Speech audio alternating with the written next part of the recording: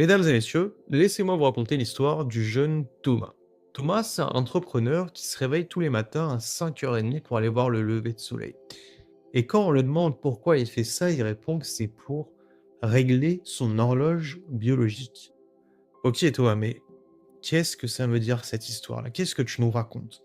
Et puis, en vrai, est-ce que c'est une influence du développement personnel, une mythe, une fable qui a été installée par ce monde-là? Ou est-ce qu'il y a de réels bienfaits physiologiques derrière le fait d'aller voir le lever de soleil? Eh bien, nous allons tenter, je dis bien tenter, de démystifier tout ça dans cette vidéo. Alors commençons par faire connaissance avec l'horloge biologique, ce qu'on appelle l'horloge circadienne. Étymologiquement, circadien, ça vient du latin circa, environ, et diem, jour, ce qui nous donne à la fin circadien, environ un jour, donc environ 24 heures. C'est-à-dire qu'on a tous en nous une horloge biologique qui dure 24 heures. Pour l'instant, ça paraît probablement très abstrait, mais tu vas comprendre par la suite. Et donc cette horloge, comme toute horloge qui se respecte, eh bien, il faut la régler par rapport à une référence. Et nous, notre référence en tant qu'être humain, et en tant qu'espèce même, j'ai envie de dire en tant qu'espèce du règne animal, ça va être cette petite, horloge de référence, le soleil. Et notamment, son positionnement et son rayonnement. Parce que à partir de ces 2 informations-là, on va pouvoir adapter déjà, enfin notre physiologie pardon, va s'adapter, tous nos mécanismes internes vont s'adapter et puis nos comportements vont aussi être modulés en fonction de la position du soleil. Typiquement, si on remonte des années auparavant, des milliers d'années, je vous parle de l'époque des chasseurs-cueilleurs, eh bien, lorsque le soleil se couchait, lorsqu'il faisait nuit, eh bien, nous n'avions aucun intérêt à aller chasser parce que nous sommes des animaux diurnes, nous n'avons pas une très bonne vision nocturne, ce qui fait que si nous allions chasser la nuit, eh ben, il y avait plus de chances que ce soit nous qui soyons chassés plutôt que l'inverse. Nous étions des proies, en tout cas, beaucoup plus vulnérables. D'où l'importance d'être capable de régler, de calquer notre manière de fonctionner en fonction du rythme naturel, de celui du soleil.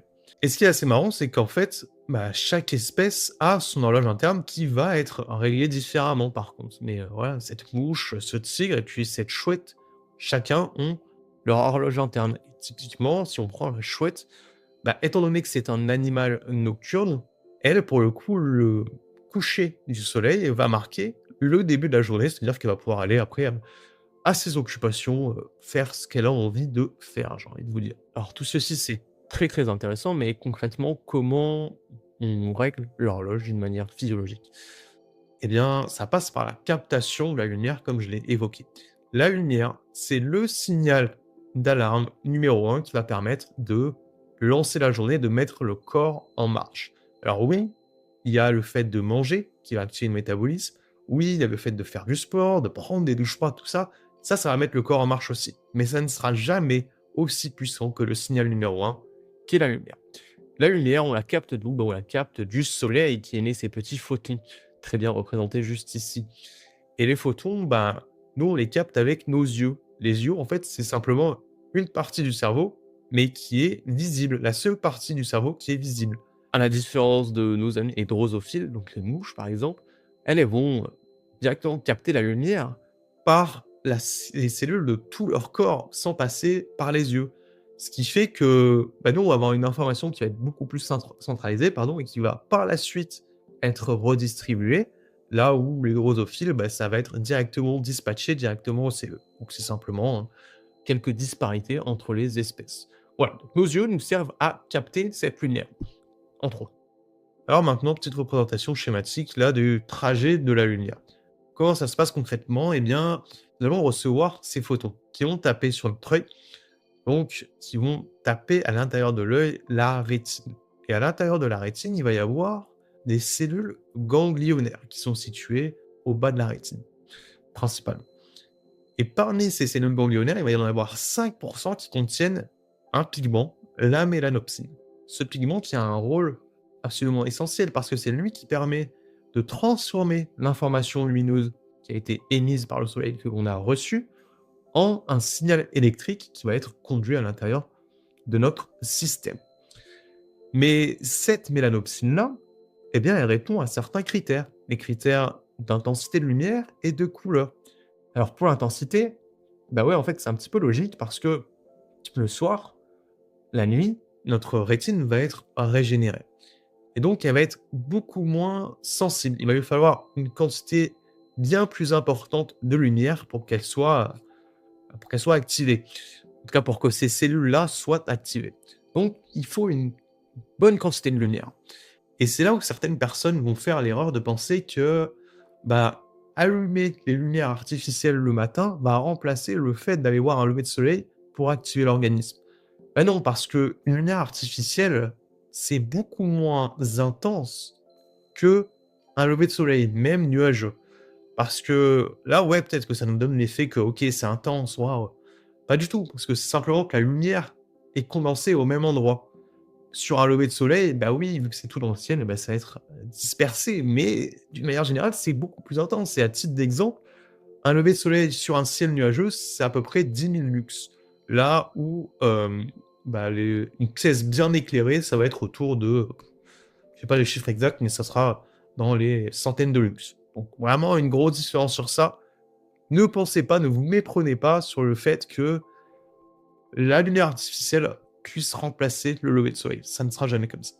Et puis, il y a un second critère qui est la fameuse lumière bleue tant décriée, actuellement, alors qu'en vrai, bah, elle est aussi essentielle parce que c'est elle qui va venir activer les cellules ganglionnaires à mélanopsine et qui vont permettre de mettre le corps en action par la suite. Et donc ça fait réfléchir aussi à un réflexe que beaucoup de personnes ont, notamment dans le monde de la santé et du biohacking, qui est de mettre des lunettes anti-lumière bleue avec un filtre anti-lumière bleue toute la journée, même la matinée. Alors oui, le soir, ça peut avoir son importance, son intérêt.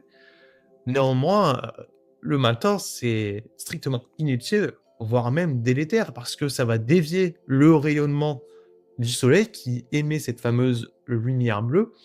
Et puisque c'est dévié, ben, en fait, notre corps, il n'est jamais réellement lancé. Le début de la journée ne commence jamais.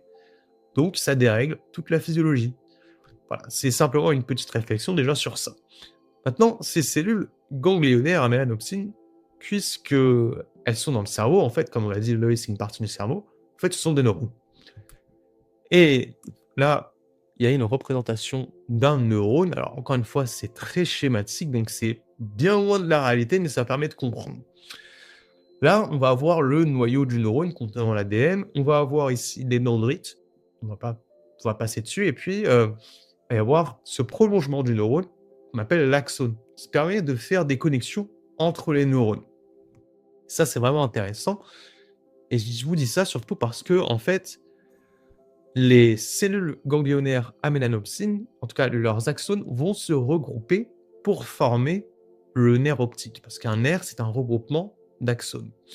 Le nerf optique va être formé et va permettre de faire transiter l'information lumineuse jusqu'à arriver au chiasma optique. Alors, chiasma optique, c'est un petit peu particulier. Chiasma, en grec, ça veut dire croisement. Je vais vous expliquer pourquoi. Là, en fait, je vous ai représenté un seul œil, mais on a deux yeux. Par souci de facilité, je n'avais pas vous faire les deux yeux. Donc, deux yeux, deux nerfs optiques, qui vont se réunir à ce niveau-là, au niveau du chiasma optique. Et là, va s'opérer un phénomène de décussation, c'est-à-dire que les informations vont se croiser. L'information provenant, admettons, sur l'œil gauche, va être traitée par l'hémisphère droit du cerveau, et inversement. Donc, c'est ce qu'on appelle un phénomène de décussation et qui existe même pour nos membres, c'est-à-dire que nos mains, là, notre main gauche, elle est contrôlée par notre hémisphère droit, et inversement. Donc l'information va se croiser pour arriver jusqu'au noyau suprachiasmatique. Là, si c'est l'œil gauche, bah, ce sera le noyau suprachiasmatique droit. Noyau suprachiasmatique parce qu'il est au-dessus du chiasma optique supra. Alors, ces petits noyaux suprachiasmatiques, quels sont leurs rôles? J'ai mis des S, des X un petit peu partout là pour vous rappeler qu'il y en a bien deux. Simplement, encore une fois, moi je vais aller dans la simplicité, je vais faire simple, et je vais parler que d'un seul noyau parce que de toute façon, les deux ont globalement le même rôle. Le noyau suprachiasmatique, il est connecté à pratiquement toutes les cellules, tous les tissus, tous les organes de notre corps. Là, je vous ai représenté le pancréas, les reins, l'estomac, même le cerveau, comme on va voir. En fait, il est connecté à tout ça. Et ce qui fait que quand il reçoit l'information lumineuse, bah, c'est lui qui va pouvoir transmettre, le signal à tout le monde. Ça va se faire sous forme d'hormones qui vont circuler dans le sang et qui vont nous permettre de dire: «OK, debout là-dedans, là, on se réveille» et puis quand le soleil se couche, ben, signal inverse, on se calme et on réduit l'activité. Donc les organes, dont le cerveau, sauf que la différence, bah, c'est que le message va être transmis sous forme de neurotransmetteurs et non pas d'hormones. Voilà, c'est une petite différence. Maintenant, le noyau suprachiasmatique, bah, il est connecté à des glandes qu'on appelle les glandes surrénales, qui sont juste au-dessus des reins, en fait. Et ces glandes surrénales, elles ont un rôle qui est très, très, très, très, très important parce qu'elles sont sécrétrices des catécholamines. Les catécholamines, c'est un groupe d'hormones qui vont permettre de mettre le corps en état de vigilance, mettre le corps en action, en fait.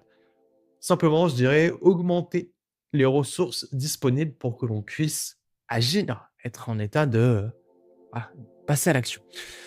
Donc, dans les catécholamines, il va y en avoir 3 qui vont nous intéresser particulièrement, la dopamine, la noradrénaline et l'adrénaline, qui sont les plus connus et qui vont être sécrétés le matin lorsque l'on reçoit cette fameuse information lumineuse au lever de soleil.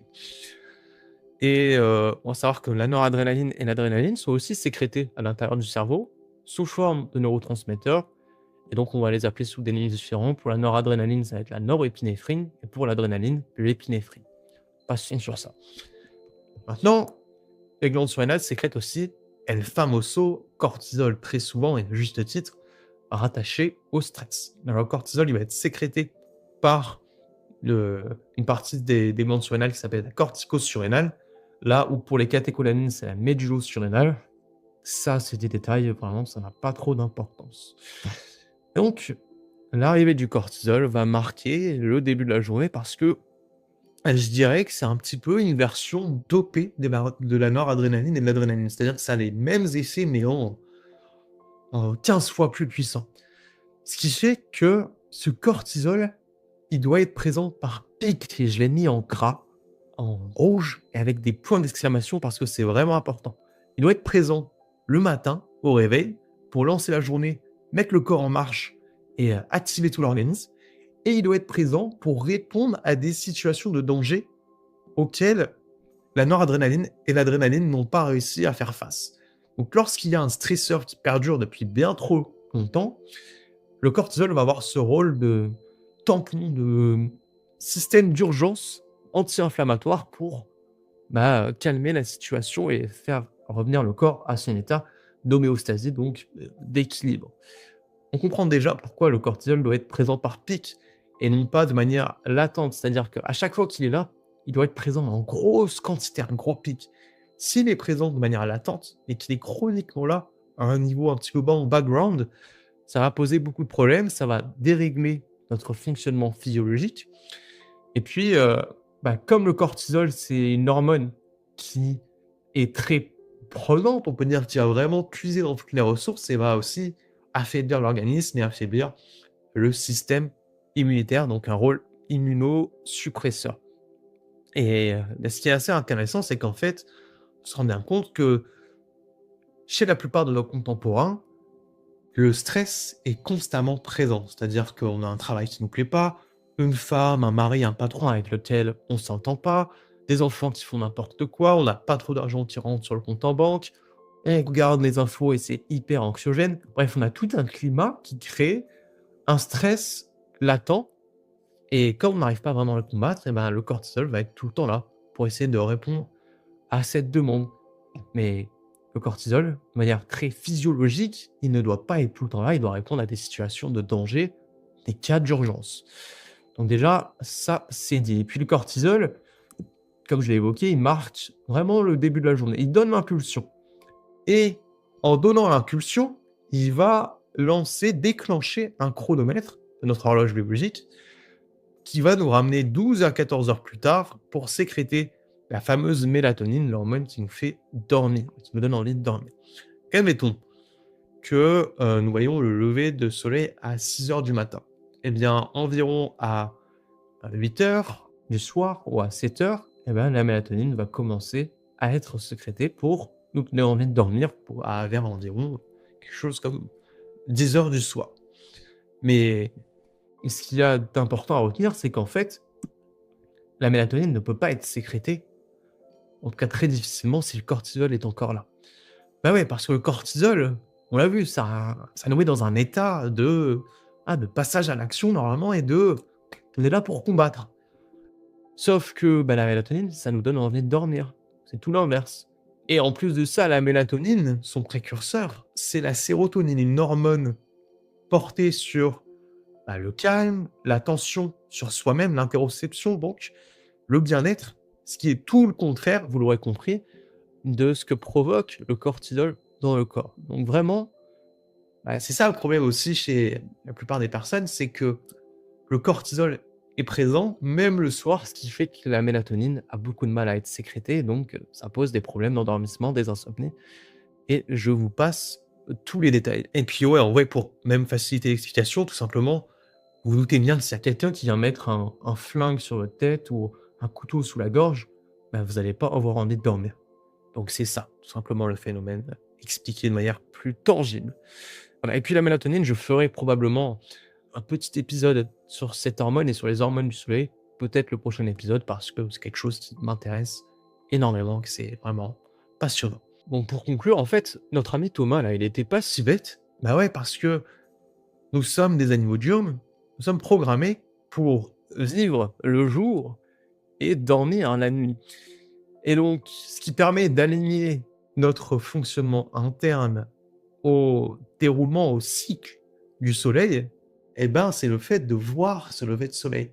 Et voir le coucher de soleil aussi peut énormément aider, ça j'en parlerai dans la prochaine vidéo sur la mélatonine normalement. Donc voilà, notre Thomas, ben, il avait raison parce que ça permet d'ancrer sa physiologie, de la calquer sur le bon modèle de ce qui est censé être notre fonctionnement normal. Maintenant, il y a peut-être des personnes qui ont simplement pas envie enfin, qui aiment être éveillés la nuit, qui aiment faire des choses la nuit.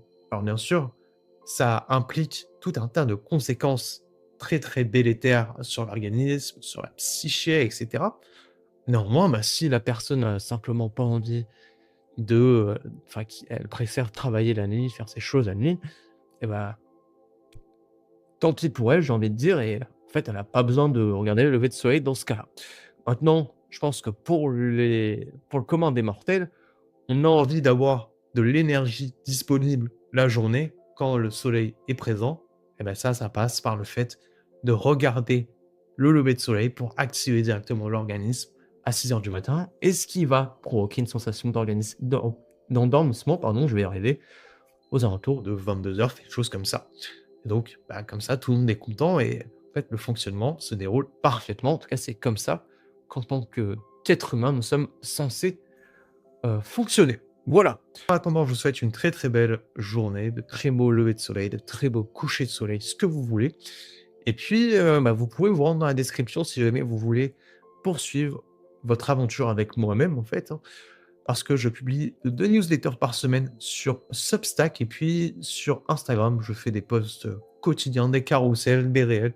Donc si vous voulez de l'information, si vous voulez vous renseigner et puis si vous voulez aussi un côté, très pratique et quelqu'un qui vous partage vraiment ce qui se passe à l'intérieur de lui, eh bien, ça se passe sur ces médias-là. Je vous dis à bientôt pour la prochaine vidéo. Allez, ciao, ciao.